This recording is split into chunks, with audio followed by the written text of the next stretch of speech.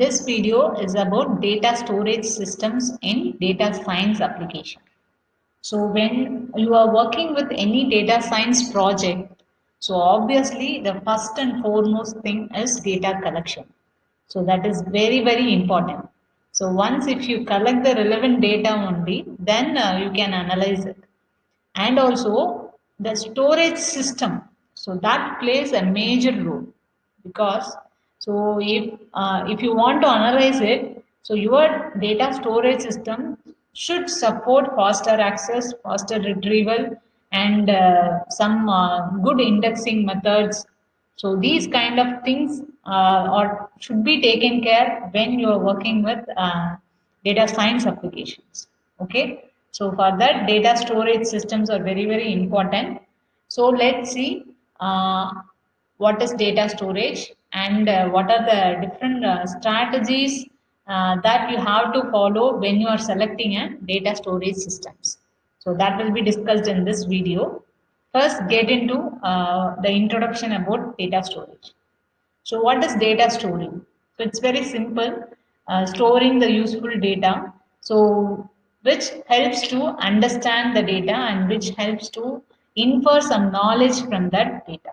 So if you want to understand or interpret some knowledge from that data, obviously we have to store that data. So then only you can understand it. Okay, so that is the data storing. So this which needs some consideration. When you are storing the data, there are certain things to be considered. So let's see what are the things to be considered. So these are the things you have to follow when you are choosing a data storage systems. Okay, first and foremost thing is identify your goals. So that is very important. Then you have to know whether it is a big data or a small data. Your project. It depends upon your project, what you are working on. And next one is avoiding the data fabric. So you have to avoid collecting the irrelevant data. So let's see each one in detail. First thing, identify your goals. So for what you are collecting the data. So that is most important.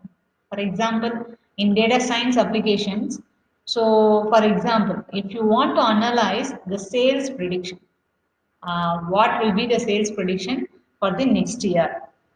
Okay, so that is my goal. So which means, so this is my objective. So for this objective, what are the other factors I have to consider? Okay, that is my goal. That is what sales prediction. That is my goal. You have identify your goals. Okay, so based on that goal, you have to collect the data. So what are the things I have to collect it?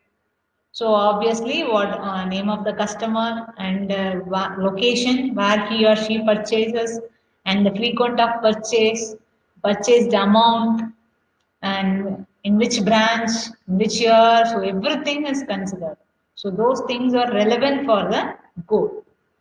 So this objectives and key results, this technique is followed in 2004 by Google's team.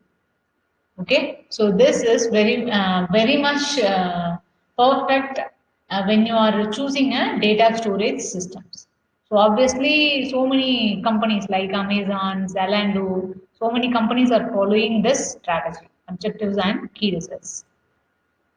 So what is objective? As you all know, objective means goal for what you are collecting the data. That is objective. So once if you understand the goal, so, and also your goal should be actionable, which means it should be measurable. For example, if you are taking a sales prediction, so it is measurable. Okay, so 10 lakhs per month. So like that, you can measure it. So your goal that what you said should be measurable or actionable.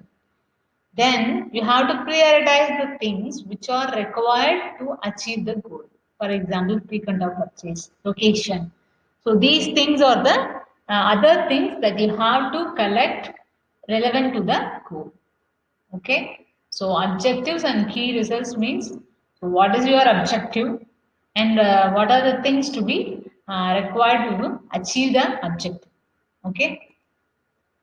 So this key performance indicators means, so which are the things that are required to achieve the objective.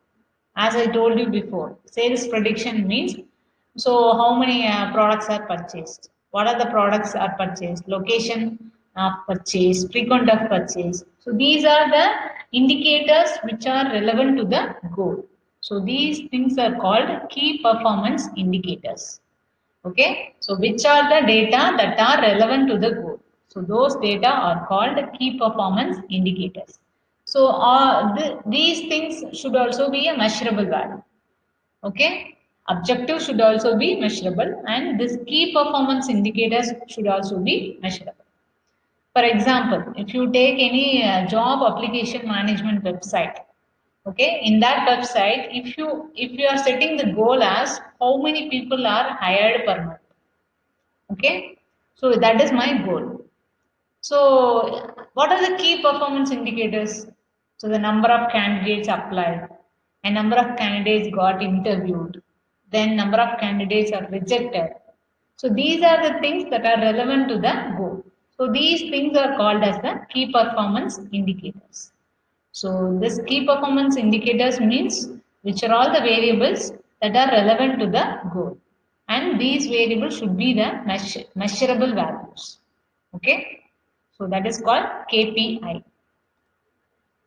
And the next thing comes when you are choosing a data storage system. So whether it is adaptable to the big data or a small data. Small data means an individual, a single person. If he or she is maintaining some data in a small volume, then that is called small data.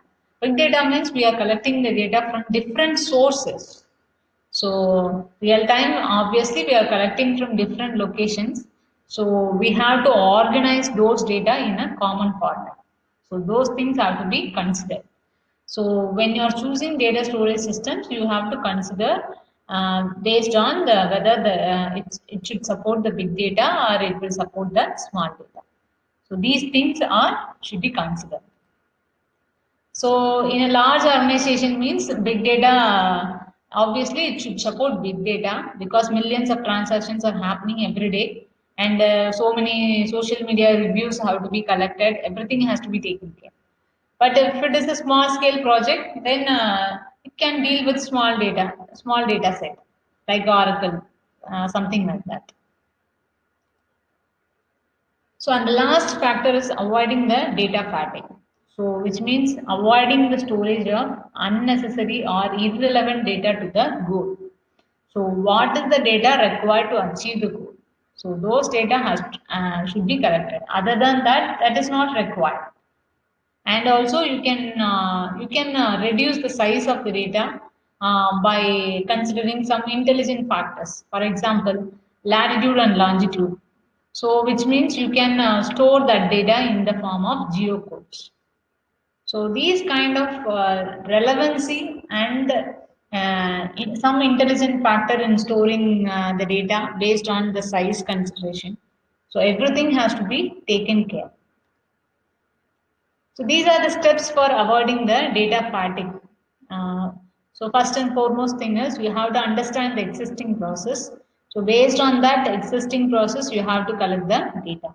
So beyond that, that is unnecessary to the existing process. Those data should not be stored. So that is the first point. And the next point is your objective should be actionable. Okay. So you should not choose the objective that is not actionable. That is the second thing. And the third thing, don't expect always my data storage should support everything. So that will not happen. So choose the best data storage that suits your project. So it depends upon your project and the application that or the real-time environment which you are working on. So based on that, you select the best data storage system. And don't work in isolation. So don't always choose the storage system that should support different data sources. Okay, so that will be better. So if it is supporting different data sources, then you have to consider the correlation. For example, while you are integrating data from multiple sources, so you have to take care duplication, missing values, and everything. So those things also has to be considered when you are choosing a data storage. Okay, so these are the steps that are used for avoiding the data fatigue.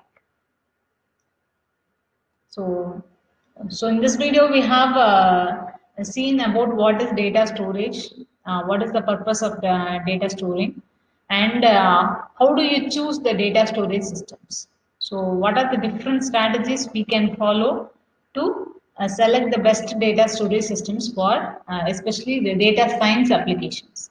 So we have seen three factors. That is, first one is identify your goals. So in that, objectives and key results. So that has to be taken care, and key performance indicators. So that also be considered. And the second thing, whether you are choosing a big data or small data. So that is another thing you have to consider. And the last part is avoiding the data fatigue. So you have to avoid unnecessary data in the data storage. So these are the things we have seen it in this video. So if you have any queries, you just mail to me.